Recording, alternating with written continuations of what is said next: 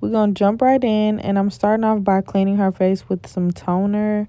Toner reduces the face of any oils, and I use my fan to dry it. And then I'm using Bobbi Brown face base. It's a little pricey, but I really recommend it for all MUA kits. It's really good. It's a primer and moisturizer. It's a necessity.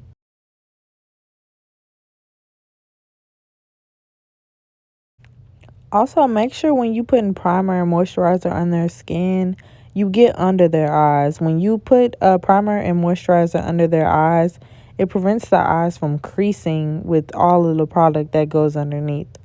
And now you see me carving her eyebrows with my Morphe brow pencil. This is the shade Java or Hava, however you say it.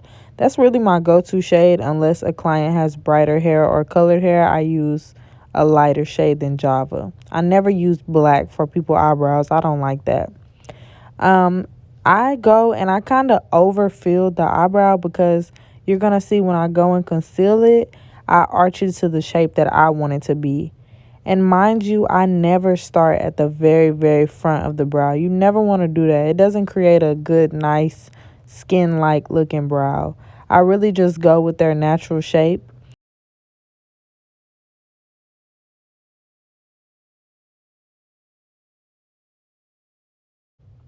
Y'all gonna see throughout this video, we always have juicy conversations. This is my ambassador, so it's she give a lot of different facial expressions, but you got to learn how to work with your clients' eyebrows while they're moving because I mean 10 times out of 10 I can't speak for a lot of makeup artists, but me, I like to make my clients feel comfortable, so we always end up having a good conversation.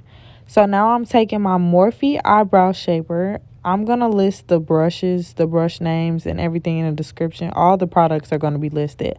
I know on my first video, y'all, I said I was going to list it and I didn't.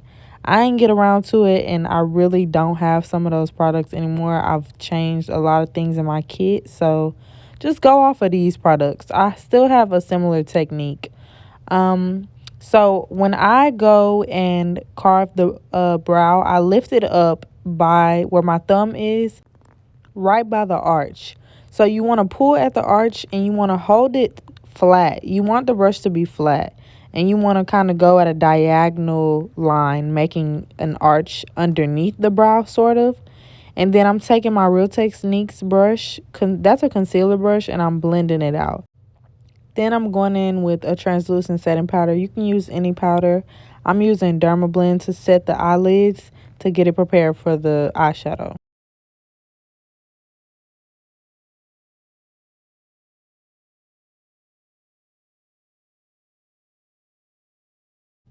Now onto the eyeshadow. I'm using a Jaclyn Hill Part 2 eyeshadow palette. The shades and everything will be listed in the description. But I'm taking this and I'm kind of brushing it on there. You can tell by the motions that I'm not trying to be real precise with this. It's still going to be like, I was going to do a cut crease to begin with. That's why I started to try to carve it out a little. But then I realized, like, I don't really want it to be a cut crease. I'm kind of moving away from the whole cut crease look, but I'm kind of brushing it out towards her hairline. Not that far, obviously, but I'm starting off with windshield wiper motions and dotting it in the corner and then brushing it out to make sure it's like flared out.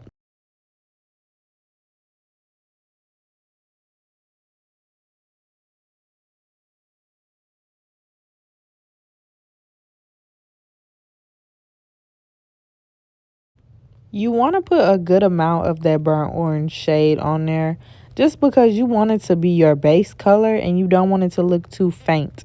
You want it to still be noticeable. Then I'm going in with this purplish pink shade. Mind you, everything will be listed in the description. This I'm taking in the crease area. Same motions, just placing it lower on top of the orange shade.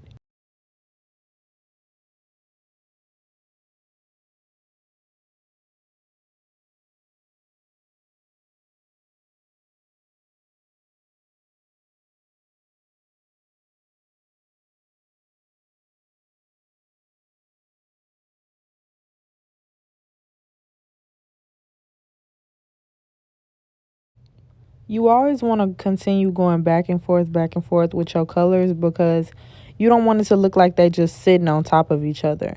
You want them to look very seamlessly blended. And again, nothing is perfect when it comes to this eyeshadow look. Now, I'm probably going to do a video with a specific like cut crease type of glam. But this specific look, it was just something cute, fun, and kind of sunset vibey. Now I'm going in with a peach shade. I really was about to take a shimmery gold shade, but I was like, nah, we always do gold, so let's try to switch it up. So I went in with the peach shade in the same palette. I only used 3 shades for this eyeshadow look, and it's something so simple. When somebody want to be different, but they want to do something still calm, I would offer them something like this. Then this is where the pop to the look came in.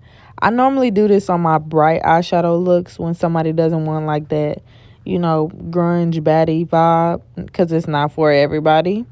I put this in the inner corner. I put white in the inner corner, and it has to be a true white, not an opaque white.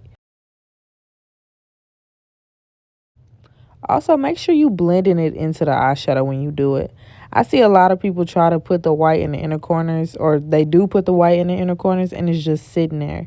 As you can see, I'm taking that brush and I'm blending it in. And then I'm going in with her foundation. This foundation matched her, but I had to go in with about 2 or 3 shades, I believe. And I just wanted to match to a T. Like, I also have to keep in mind that when I do my clients, I do a bright under eye. Of course, not every client wants that, but typically I offer bright under eyes because I want that glam, soft skin vibe. So I'm putting a foundation that matches her but is a little bit darker. That way when I go in again with that bright concealer, it's all seamlessly looking.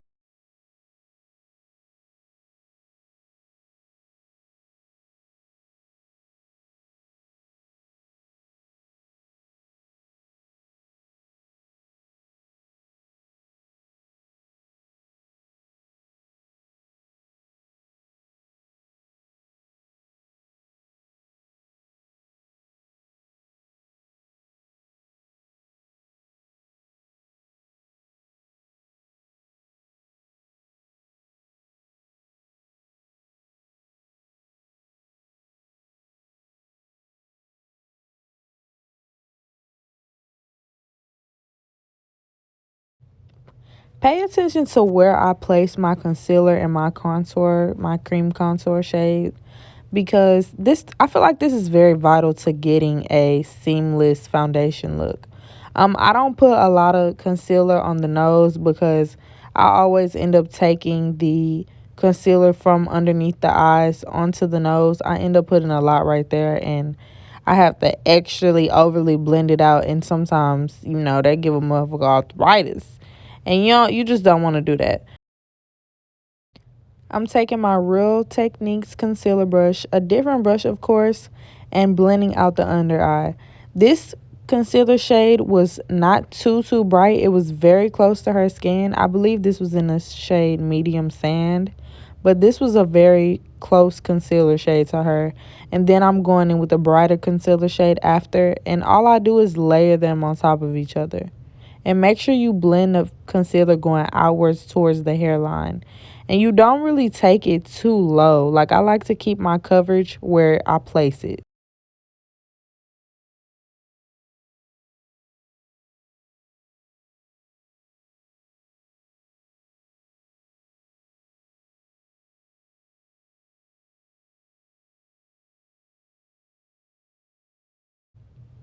Okay, as you can see, I don't place all of my contour shades where their cheekbone actually is because I like a lifted look. I don't want it to be like extremely sculpted. I want it to be, again, skin-like and lifted and bronzy. I do this same foundation routine on myself.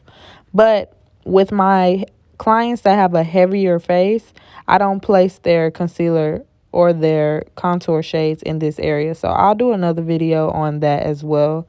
Just so you can see, sometimes I do offer my clients a sculpted look. But I know that this look in particular, we were going for a skin-like, bronzy, smooth finish glam. Then again, like I said, you just want to go in and you want to layer everything, but not too heavy. That's why I go and I take turns with doing the foundation, the concealer, the contour, all of that. And then I go back and forth. Before I end up setting this, I went back and forth with the foundation brush and the contour brush, and you just want to make sure there are no harsh lines. And then when you go and you set the under eye, I'm using a Dermablend setting powder in translucent. When you go and set the under eye, you want to make sure your clients are looking up. And try to do it pretty fast because me personally, I have bright lights. That way I can get an even layer on my clients. You want to hurry up and set their under eye, but you want to make sure you evenly set their under eye. When I go in with my Real Techniques brush and my translucent setting powder, I always dab my brush into the container and then dust it off because you don't want too much setting powder on their face. You don't want it to give like OD caked up. You don't.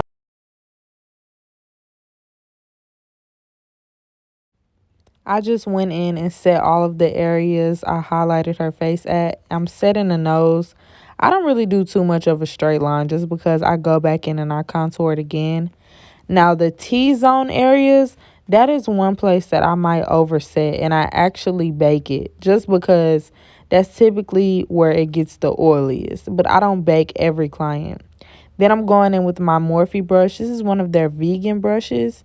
And I'm taking a bronze shade. I'm going to list everything down there just because I can't list it off the top of my head. And I love that this brush is very soft. It's not like a sculpted brush, but you can manage it. And I'm just going in and I'm setting those same areas that I placed the contour shade. Sometimes I like to bring the contour shade a little bit closer to under the eyes. And then I'm going and contouring her nose. And you kind of want to be a little precise with this nose contour because it definitely matters. And I always bring the contour into the eyebrow. Like that's very, very important. Make sure you're not doing a harsh contour either. And I'm going in with the Juvias Place Volume 4 Pink Blush. I'm using the purpley shade and the pink shade. And I go in and I place this as close to the nose. Not like super duper close because you still don't want it, all pink under there. And I make sure I have them look up and I get close to the under eye as well. And I'm going in and I'm baking right by her nose contour so it can give a sculpted, pinched look. Unfortunately, I didn't show this on here, but I also went with my same Real Techniques brush and I kind of blended out the blush a little bit more because I wanted to look very soft. Like I love a cute blush, pinky soft look. I always put blush on my clients, even the clients that say they don't want blush, just because, girl, you don't know what you're talking about. You need blush. I went in with some nude eyeliner and placed that under her eye.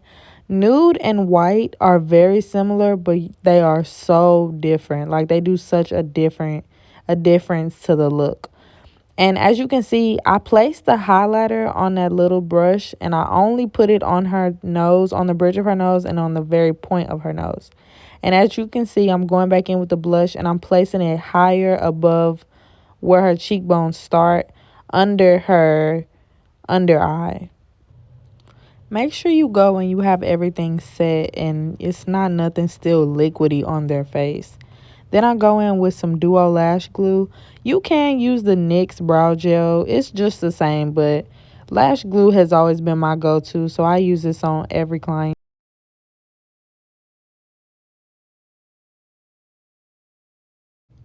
Unfortunately, my camera started, the lighting just kept changing, but you can still see how I line the lips. I overline the top lip typically, but this time I decided to allow her Cupid's bow to show because I think it's very unique that she has that. It's super cute.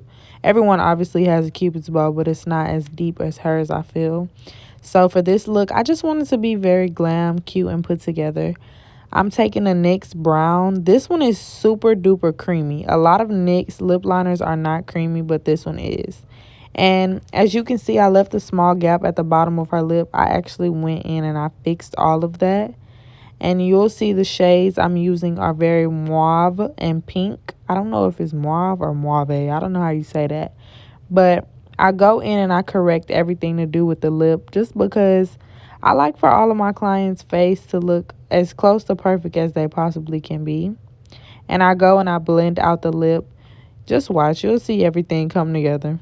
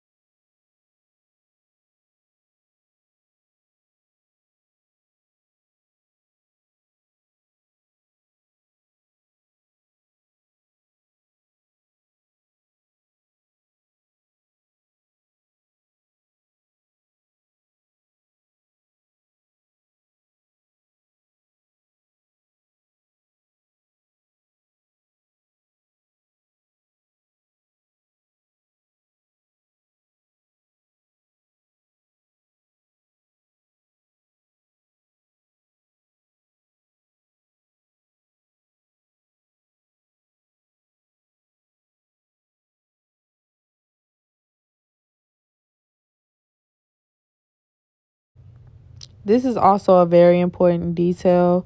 When you take any type of gloss, you want to put gloss on the brown liner or the lip liner that you use first, and then you want to place it on the rest of the lip. Because if you start off with gloss in the middle of the lip, it's going to separate everything and blend it all together. Like, it's not going to keep it extremely separate.